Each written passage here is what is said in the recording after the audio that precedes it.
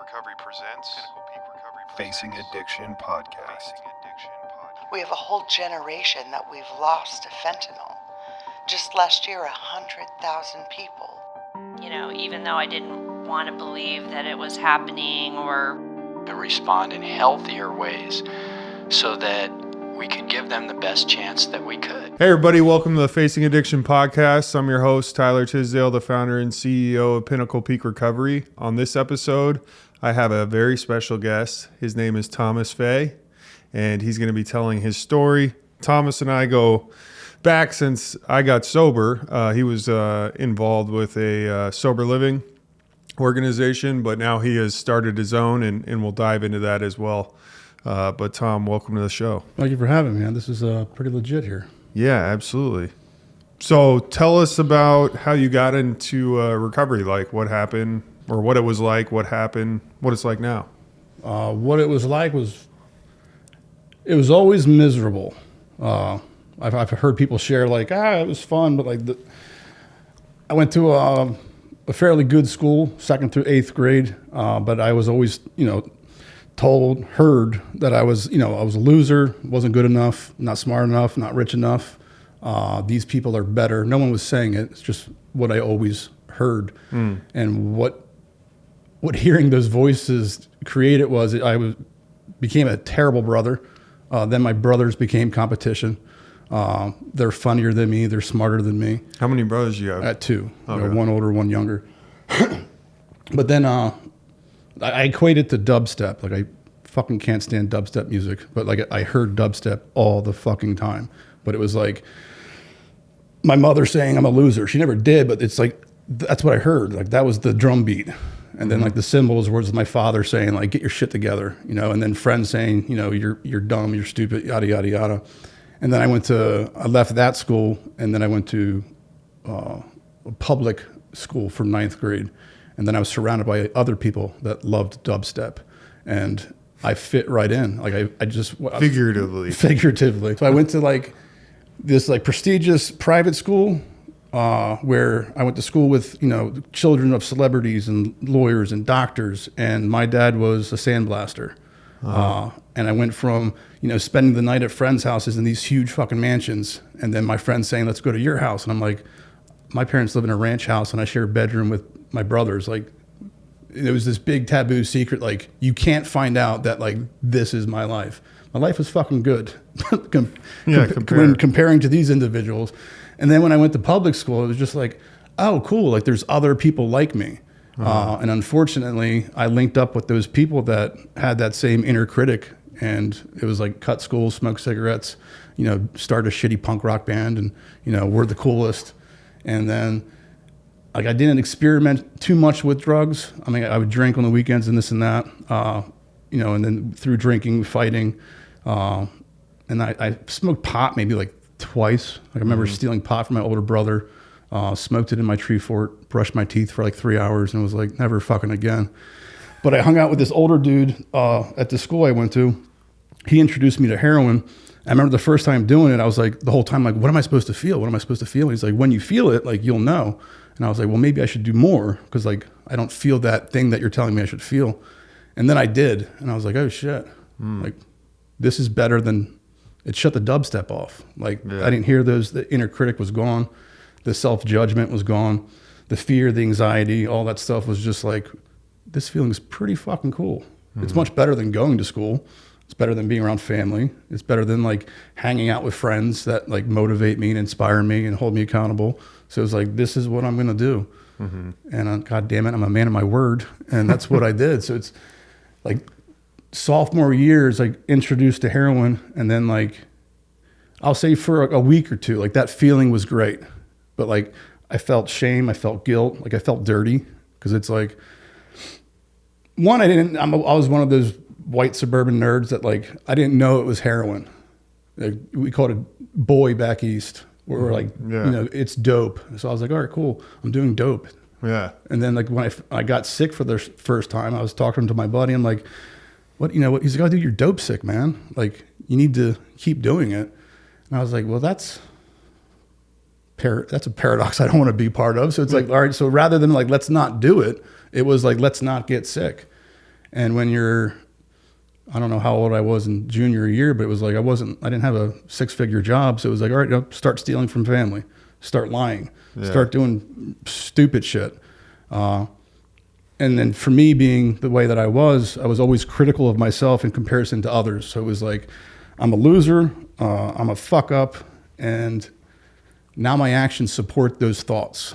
So it was like, well, fuck it. Let's go till the wheels fall off. And I did. And you're on the East Coast, right? So Delaware. the heroin is a white powder in delicious little powder, yeah. bags with like logos The on it. wax seal with cool names at the time. Yeah. Like De La Hoya was big back then. Dang. Yeah. Crazy. So We were doing in one time I got actual like the powder, but it was like fentanyl back before the fentanyl pills, way before that.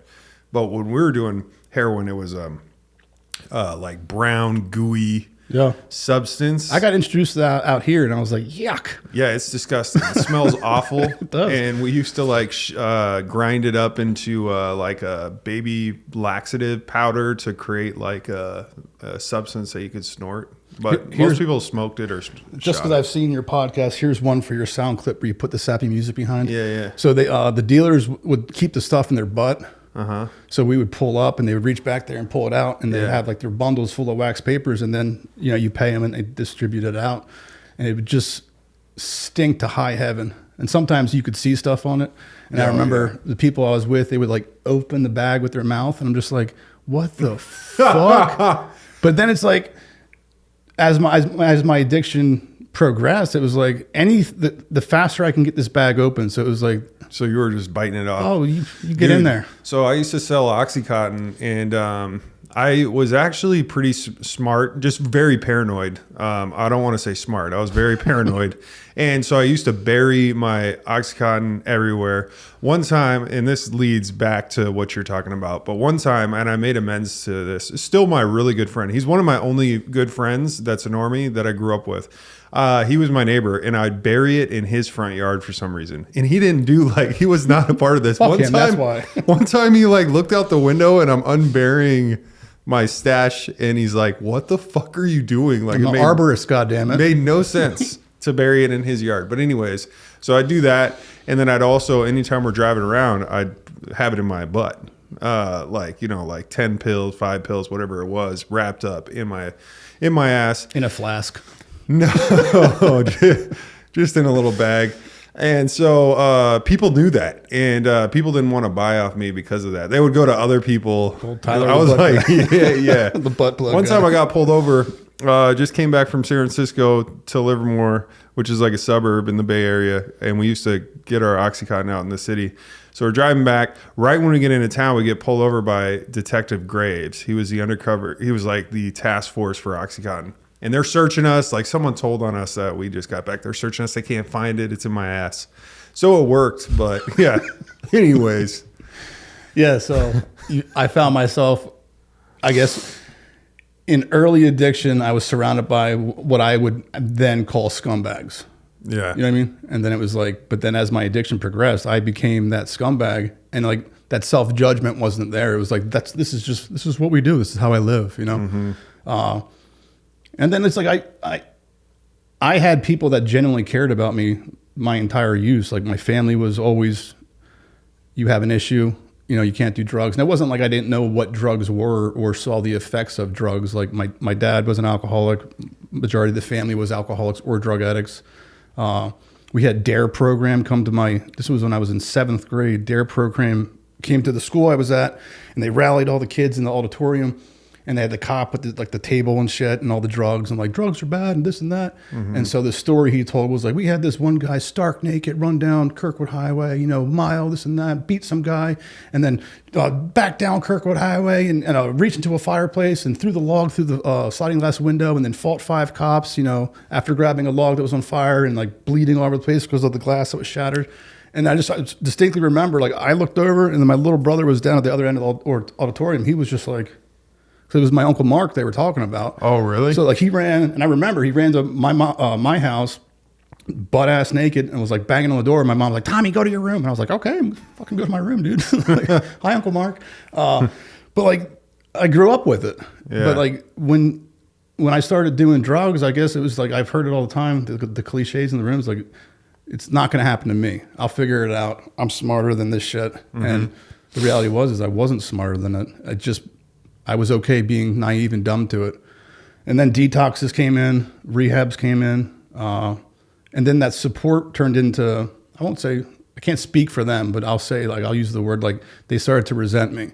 Because where my mom's focus should have been on, like, my brother's graduation, it was on, like, where's Tommy? Like, we got to get him help, this and that. Or, like, where, like, a party should have been about this. It was about my dad pissed off at me because I just, stole money from his mom and stuff like that. So it was like, they supported me. However, it was like, dude, get your shit together. Like, what's wrong with you? And I remember the first rehab, it was all like, you can do this. We support you. My brother got this huge ass fucking tattoo on his arm. It says, Tommy, my brother, my friend. And he's like, you got this, dude. I fucking love you, man. And then it was like, at like rehab 16, it was like, whatever, dude. He's removing it. Yeah. It's not like removing it, but it's like, dude, man, like you are the fuck up, where I'm pointing and blaming everybody else. And then, like I said, I'm a coward through and through in addiction. So it was like, I'm teen treatment centers up and down the East Coast. And it was just like, all right, dude, like, what's my out? And it was like, I remember my dad took me to my first AA meeting, and I looked around the room. This was in Newark, Delaware. And I was like, dude, like, when my life gets this bad, like what I saw in that meeting, I was like, then I'll get sober. I was like, but I got some pep in my step. I'm fucking like 18 years old. Like, when I look like that, feel like that, then I'll get sober. I started to look like that and feel like that, like, overnight. And then for whatever reason, it wasn't like, let's get sober. It was like, what's the point of getting sober? I have nothing. I am nothing. Like, I hate myself. It's like, why would I can't come back from this. I got picked up from Target for shoplifting because I'm a fucking hardened criminal, Tyler. And then what I didn't know was, like, when I get high, I go off the grid. I didn't have a cell phone, no friends. I just stay getting high. So my mother had a missing persons out on me that I didn't know. But I got picked up for shoplifting, and then while I was in the back of the car out front of Target, the cops like ran my name and shit. And he's like, "Oh shit, dude! Like, you have a missing person on you, dude. Like, what's going on?" So I was in jail for like a night, maybe two. I was previous to that, I was living in my car for like 3 months, and then my mom and dad picked me up, which was odd because they were divorced and they were together, and they're like, do you want help? And I was just like, yeah, sure. What's your help? And they're like, we found a place in Florida. We'll get you there. And I was like, all right, cool. But I was dope sick. I was at my mom's house. Her fiance at the time had gout. So he like gave me like Motrin 800s. He's like, here, this will take the edge off, brother. And I was like, okay, But then I was just like, I was up in my little brother's room. And I was just like, dude, like, I failed at rehab. I've let my family down. I'm a piece of shit. Like, all that inner critic, catastrophic thinking, it was just like, it took over. So it's like, all right, fuck it. What's my next course of action? And so I took a knife, rammed it in my stomach a few times, slit my wrists, which took a few, not to get too graphic, trigger warning. But I've only seen shit in movies. I never implemented it before. So, I mean, it wasn't a pretty thing. It wasn't like the scenes I've seen in movies, very poetic, and, it wasn't. It was gruesome, and it was awful. And then I just remember watching myself bleed out. And I recently started telling this because I've always held on to this, but I don't know if because like I remember laying down and like everything going dark, and this is the part I used to struggle talking about, but I talk about it now because it's like to convey to people like how much of a coward I was. I heard my mother find me. I heard her screaming. I heard her screaming for her fiance to call paramedics. I don't know if I was too much of a coward to open my eyes or if I was like genuinely going out. And I bled out. The ambulance that picked me up, this is a true story. They were doing in Delaware a study on animal hemoglobin, which was like I'll say it was like badger blood was compatible with human hemoglobin. So that specific ambulance that picked me up had those bags. So they plugged me in, which kept me alive. But I woke up in the hospital. I had reconstructive surgery, my artery and nerves. I was all bandaged up in my stomach. Had a blood transfusion. And the shitty part was I was fucking alive. Like this wasn't a cry for help. It was like sobriety doesn't work because I've tried it. I've been to rehab, you know. My family hates me. I hate me. What's the fucking point? And my mother was like, I had to do, it was like back east, I think it's called like a Baker Act. I had to do like 7 days in a psych ward. And then she said, you know, are you willing to get help now? And I was like, yes. But it wasn't a matter of getting sober. It was like, get me away from what I just caused here. Went to Florida, and then it was like I was reborn. Like all that guilt, shame, it was like I created this new image in Florida. You know, I could get to be the funny guy and do what I want, and completely forgot how bad it was. Reintroduced to my drug of choice, which was heroin at the time. And it was like, dude, it wasn't that bad. Like, you overreacted, man. Like, you're young. You still have, you have goals and ambition. Like, let's fucking roll. And the shit got fucking dark again in Florida. And then me being me, on top of that darkness and chaos, it was like, let's have a kid. It wasn't planned, but met a girl, fell in love, and a one-night stand turned into pregnancy. She lived in Arizona. She called me to say she was pregnant after a weekend visit. And it was like, fuck, dude, like, do you know what I'm going through right now? Like, you're going to put this on me right now? So I was like, all right. So my mother flew me out to Arizona, and I was like, all right, I'm going to be the best dad ever. And unfortunately, you brought up the black tar. It's like, I found black tar within the first week, and it was like, sorry about your luck, but dad's in town, you know? Yeah. So all that stuff was like, I'm gonna be the best dad ever. Like, this is the best reason to get sober. Like, to me, it was like the only reason to get sober. Like, why would I want to stop this awesome feeling? It's, oh, cool, let's be a dad. And unfortunately, I was just incapable of doing that. And then chaos, trauma, nonsense, ruined relationships, you know, neglected child. Dad died of his alcohol issues. And then it was just like, rather than take a step back and look at my life and go, dude, you have fucking ruined everything. It was, you did this, you caused this, you put me here, you know, wasn't me, like, not me at all, dude. And then I got jammed up again for like, I've been to like 22 inpatient treatment centers, never to get sober, always consequences, consequence-based. Get me out of this situation so I can, you know, I'll do your 30 days if you let me stay with you. I'll do a detox, but I still need that fucking $20, you know, like, so the girl I was dating at the time, she had like this, I call it a Scottsdale intervention, but it was like her and her Scottsdale friends were like, you have a problem and you're on meth. And I was like, 'cause I lost so much weight and they lost so much belongings. And I was just like, I'm not on meth, you know, I've been doing heroin, you know, gave them a little bit of honesty. Like, yeah, I've been doing drugs. I need help. Went to a place in Mesa, and I always speak on this because a 5-day detox is what I committed to. Like, I'm not doing more than 5 days. But my roommate, Paul P. and Eric W., they turned that 5 days into a 30-day stay. And whatever happened in there, I never experienced before. It was like, I saw these guys go to meetings. I saw them, you know, because at this place, if you like did your step work and progressed, you could like leave with your sponsor and go to outside meetings. And they would come back from these meetings all amped up and like, oh, that speaker was awesome, or this and that, and da-da-da-da. And I'm just like, dude, what? Fucking nerds, dude. But like, I kind of wanted what they had. I didn't open up. I didn't get honest. I barely spoke in group. I would be in the back just making fun of everybody.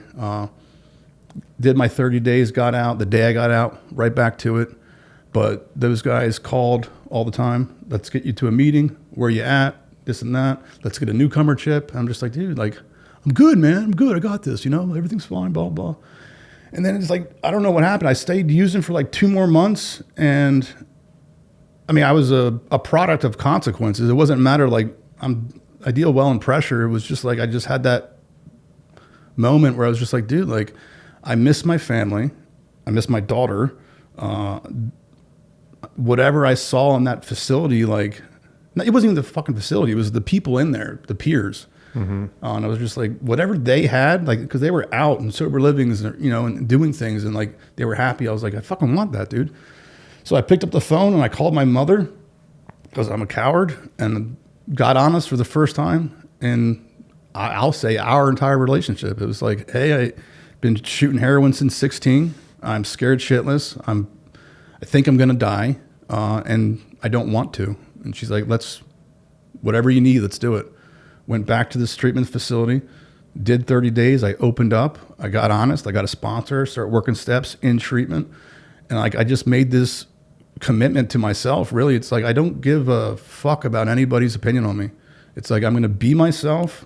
And it was like through the step work and like the program and like the peer support. It's like, I'm 41 years old and I still don't know what I want to be. I just know more and more what I don't want to be. And that started through getting sober. It's like, I don't want to be a fuck up. I don't want to be a shitty dad. I don't want to be a liar, a thief. I don't want my brothers to look down on me. So it's like, all right, cool. What do I need to do? Start doing these steps. Be a little bit more honest. Have some fucking self-respect for yourself. Accountability, integrity. So I was like, all right, cool. Went to sober living for the umpteenth time.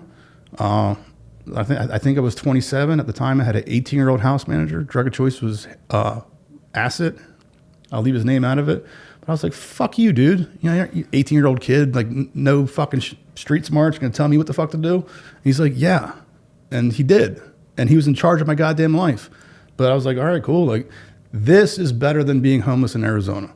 So fuck it. Go to meetings, done deal. Clean my room.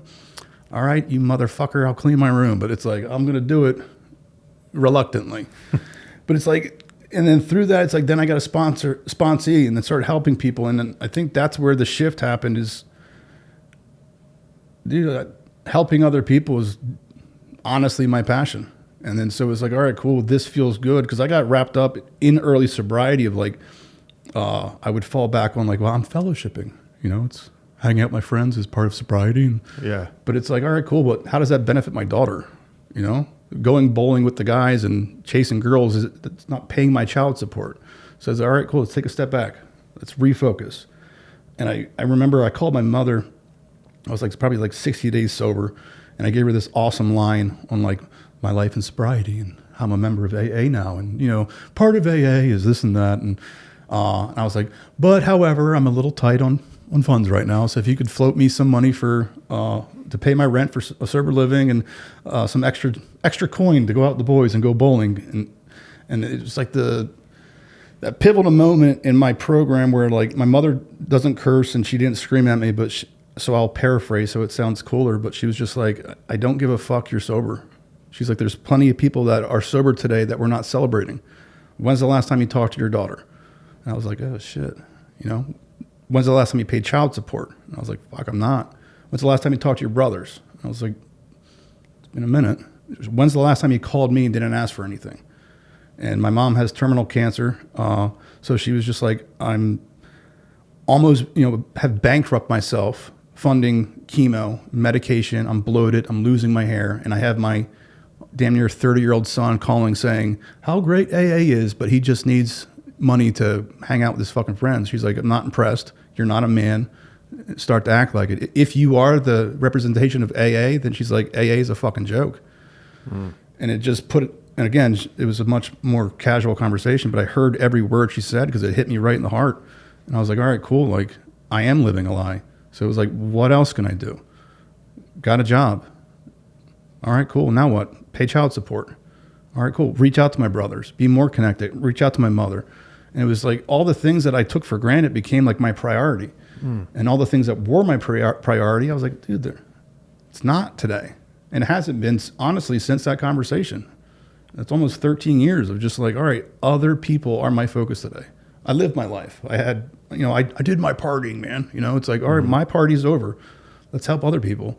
And then by having that moment, it's like I was probably, you know, I was almost 30, no license, no car, in sober living. But for the first time in my adult life, my life, I was just like, dude, like, I'm happy. Like, this is, I'm grateful for the roof over my head, the friends I have. It's like, all right, what else? And then every day, I just been doing that. What else? What else? And like I said, like, I don't have fancy things. I've never been a fancy guy. I still don't give a fuck what people think. But it's like, if people don't like me today, I generally know it's because they don't know me. So it's like I hear like, oh, this and that. It's like, I never met that dude before. What the fuck he's talking about me for, you know? Yeah. And when the people that have met me were like, yeah, at first he's a, you know, and granted, I rub everybody the wrong way. I know that. Sooner or later I do. But I've attempted every which way to get sober outside of helping other people and working, I'll say, a 12-step program. I started working a 12-step program, started helping other people. And it's like, dude, almost 13 years. I'm a high school dropout. I have zero skills. I can't play guitar, can't skate. Like, it's just like, I did heroin. I was like, wow, this is better than anything in life. Let's not learn anything. Let's just keep doing this. And then when I took the needle out, I'm homeless in Arizona. I don't, you know, no support. It's like, fuck, how the fuck did this happen? Yeah. And it's like, okay, cool. What do we need to do? Well, follow that guy. He's sober and living a cool life. It's like, well, he doesn't have anything. He's like, he's way more than you do. And I was like, all right, let's go. Yeah. No, that has been the secret sauce for me. When I got sober this time around, I was told, really like hammered home, which didn't happen the prior times, about helping others. It's like the more you focus on others, the better your life gets. And I was involved with H&I right away. I've heard you have to have a year sober to do H&I, and in the past, and that was like bullshit. That was completely crushed in Arizona. It was like right away I'm getting involved with H&I. If you have 2 weeks sober, you could go with us to the detox. It's like, yeah, you're not going to be speaking to these guys acting like you're some like spiritual wizard, but it's like, hey, I have 2 weeks sober. My life's a little better now. I'm rolling with these guys. And that's my favorite part about recovery is, yeah, helping others. I feel really good like walking away from situations where I'm helping guys. Not all the time. There's a lot of assholes out there, but it's like, you know what I mean? It's like, but I get what you're saying. So most of the time, yeah, feel pretty good. Yeah. Yeah. What's been some struggles that you faced in recovery? Dude, life. Yeah. Like I'm not one of those people that like, I got sober and life got amazing. It's like, Yeah. I got sober and then I realized how fucking hard life was. Yeah. I was behind 2.5 years on child support. And then I got sober. You know, I haven't talked to I was a terrible brother my entire life. And it's like, then I got sober. And then, you know, families allow me back in their life. And I got to learn how to pay my own rent and learn how to be a good friend and be honest. It's like, there was nothing easy about that. Just because I was, you know, done drinking and doing drugs wasn't like, here you go. Everything's easy. It's like, all right, cool. I had to learn all these things in recovery, and fortunate for me, like I surrounded myself with people that were, I won't say pillars in the program, but they were genuine people that I looked up to because they had what I wanted, and it wasn't fancy stuff. It was like that dude walks in a room with his chin up, shoulders back, and he, you know, says what he wants. Yeah. Or that dude has a great relationship with his kids, or, you know, that woman held me accountable in early recovery. And it was like, those are the things that like because I was always a people pleaser in my addiction. I did things I didn't want to do, but I didn't want to be called a nerd, or I said things to make somebody laugh, to hurt somebody's feelings because I didn't want this crowd to, you know, this and that. So it's like, dude, fuck that. Yeah. So it's the hardest part of recovery is living life in recovery. The coolest part of recovery is getting through those hard things, realizing it was a lot easier than my brain told me it would be. Yeah. And then you get through it and you're like, dude, why did I sit on that for 10 years? I didn't do that. Like, it's like, why? It was so freaking easy. And you're a witness to this. Cause like I went through what I say, I walked through this huge thing in life because I was with this company for like 11 years. And unfortunately, I let that define me. Like, that's who I was. Like, without this position, when I'm doing I have no education. You know what I mean? Like, however, I'm really good with people. I love recovery and I love helping other people. So it was like, what am I going to do? Because I was like, I'm out of this place. I'm leaving it. Where am I? What am I going to do though? And I interviewed with you. Yeah. And I was just like, fuck, dude. Like, and that was humbling. You know what I mean? Yeah. Coming in here, like, I can fix your company. And I remember, like, it doesn't need to be fixed. And I was like, God damn it, why did I say that? You know, it's like, I don't remember it. but it's like, Yeah. but then when I walked through that fear, it's like, one, I found out I had a ton of support because I still have that inner critic that's like, they're not really here to help you. They want to watch you fail. And it's like, and that still goes on. Yeah, me too. But it's like when I walked through that fear and I was like, fuck it, I'm going to do it. Like, I'm going to start my own company from scratch and let's roll. And my business partner that we did it with, we've been talking about it for years. And it's like, right when I did it, it's like everything just released. It was like, fuck, dude, why was I living in that fear for like 5 years? Like, my position didn't define me. I defined that position. Mm-hmm. Dude, before we dive into your company, you had some incredible people around you early on. Well, yeah. And I always bring Eric and Paul up. Also, there was like Phil, who worked at the facility. This woman, Charmin, that worked at the facility. Like, and I'm not like a sentimental dude by any means, but it's like I hold a dear place in my heart for those people, because it's like I would not have stayed there if they weren't there.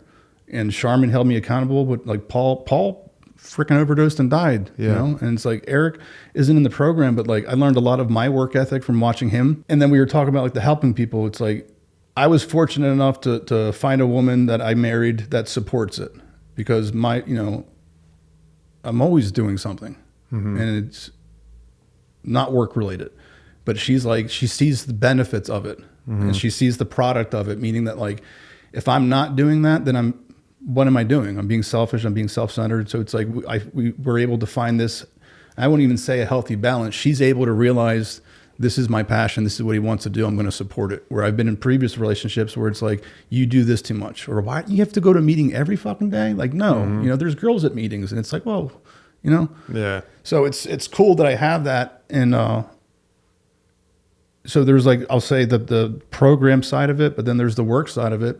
And I just combined them too, is where it's like, it's all accountability. It's all responsibility, and it's helping from all these years of working with thousands of people on a daily basis. It's a lot of what I lacked when I got trying to get sober was responsibility, integrity, accountability, so it's like, get an individual that says they're nothing, I am nothing, I have no hope. It's like, here's some responsibility.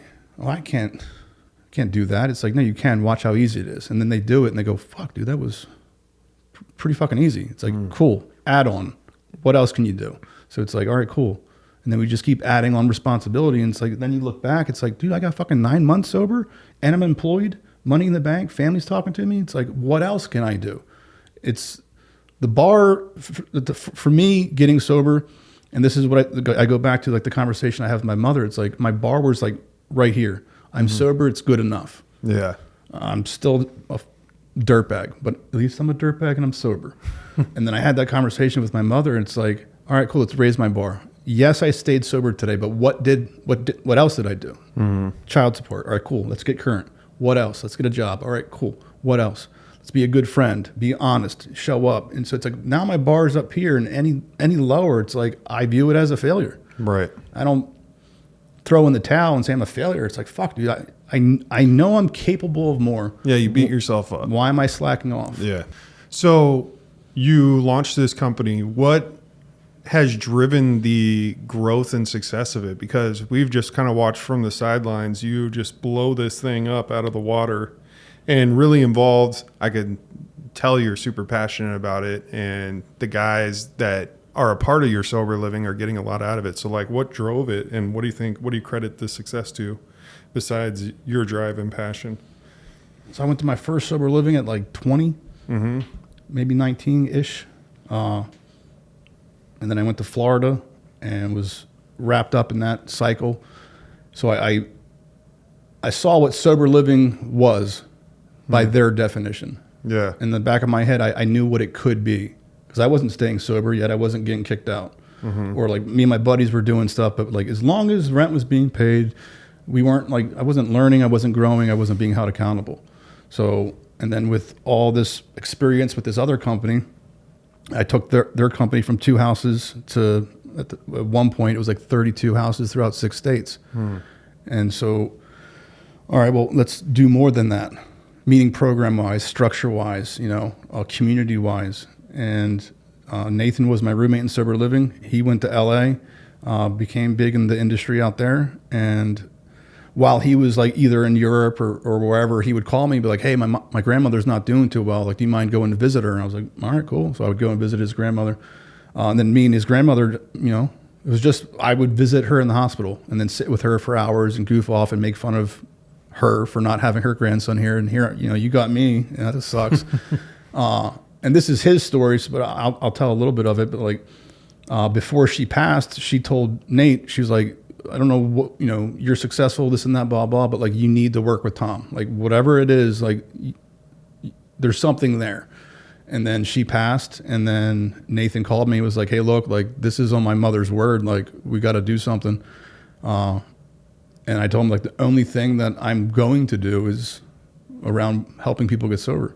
And then we put it on paper, we implemented it, and it was just a matter of, I've been doing sober living for almost 13 years, so I've seen plenty of people come in the game and go like, oh, I'm here to fucking help people. It's like, all right, cool, great, do it. And you're not going to make much money doing it. Well, fuck that, Yeah. And then they'll cut corners, and then they'll start doing shady stuff. And it's like they get wealthy, people aren't getting help. So I took everything I didn't like about sober living and created a program to generally help the residents. So where, their lives are getting better, and I'm not getting richer from it, because I've seen that side of it, and I'm not impressed. So it's like, I've seen people buy the planes and this and that, and I was like, dude, you're not cool to me. Like I said, when I got sober, I saw what people thought was cool, and I wanted nothing to do with it, because I didn't think that dude was cool at all. So I was like, all right, just be me, create this cool program where it's geared towards the resident. And what drives the success is people are fucking staying sober, and their lives are getting better. And then word of mouth from family, I don't need SEO. I got good receipts of people getting their fucking kids back and starting their own companies and staying sober and doing cool things. And we're huge in the community. So it's a no-brainer. It's, why are we successful? Because we're fucking nothing like any other sober living. And I take pride in that. Yeah, it seems like it. What type of programs are you doing within the sober living? Because basic sober living is like, you have a house manager, you do drug tests, they go to meetings. It's hard to put into words what it is we created, because I didn't create all of it. The residents created a lot of it, and it's that genuine community that I got from Paul and Eric when day one in Detox. It was, I don't care where you came from, I don't care what you've been through, this is how we live, and we're here to help you do it. If you don't want to do what we do, sayonara, dude. There's plenty of other places you can hang out until you get high. This isn't one of them. And then we linked up with like the police departments and their CRT, crisis response teams. And we educate them on addiction and what it's like from our point of view. And then we got to hear their point of view from being on the first responder side, and Narcan and the same individual over and over every week. And it's like, dude, what's wrong with you? And we get to tell them our side, like, we've been there. We do, we're at the homeless shelters, handing out food and bringing meetings, harm reduction stuff. I sit on the board for the mayor's board with people with disabilities. I'm a consultant for plenty of nonprofits that are community-based. So again, the bar isn't just stay sober, it's going to be great. The bar is, you're sober now, life is going to get really hard. Are you prepared for it? And it's like, let's raise that bar. So when you get hit with consequences, financial stuff, fear, insecurities, it's like, you don't panic and get high over it or drink over it or bail. Sometimes that's, I'm not going to say it's worse than relapsing, but like bailing in sobriety and just saying, screw it, I can't do this, and being miserable in sobriety, dude, fuck that. So it's like, all right, cool. Like, you're able to do this. Here's 80 other individuals that are doing it with you. And it created this awesome culture where it's like, everyone is there to support each other. And I get to see other sober livings try and emulate what we're doing. And it's like, good fucking luck, because I'm there every day. Every resident has my cell phone number. It's like, I'm not the face of it. It's like, but I know what it's like to be in a sober living where you just hear about the owner, where the owner pulls up in a flashy car. He's like, hey, you pay your rent? It's like, I wasn't, one, no, because I'm shooting heroin, but two, I'll be back next week, motherfucker. But it's a genuine thing that kind of just happened organically. Awesome. So we got to take a ride in your Lamborghini after oh, this. fuck off. It's a RAV4, and I share it with my wife. There's a car seat in the back, you tall motherfucker. Seriously, I recommend Tom's Sober Living. You guys have locations in Arizona, California, Where else? That's it right now. We're getting ready to expand elsewhere. Details to be disclosed at a soon date. Awesome. But yeah, I'm going to be, the goal was always to be minimum 2 houses per state. So Nice. it's big dreams, but I think you could do it. we got the projection to do it. Yeah. So how do we get a hold of you if someone's looking for sober living? GambitRecovery.com. GambitRecovery.com. That's GAMBIT recovery.com. Yeah, hit them up if you're looking for sober living. I seriously recommend that sober living over any sober living. So appreciate you coming on. Yeah, man. Yeah. Again, I came here with low expectations. Everyone's like, oh, I got a podcast. And it's like, all right, cool. Yeah. And you walk in here, it's like, holy shit, this motherfucker's got a podcast. It's like a legit studio, dude. Good stuff. Right on, man. Thanks. Absolutely.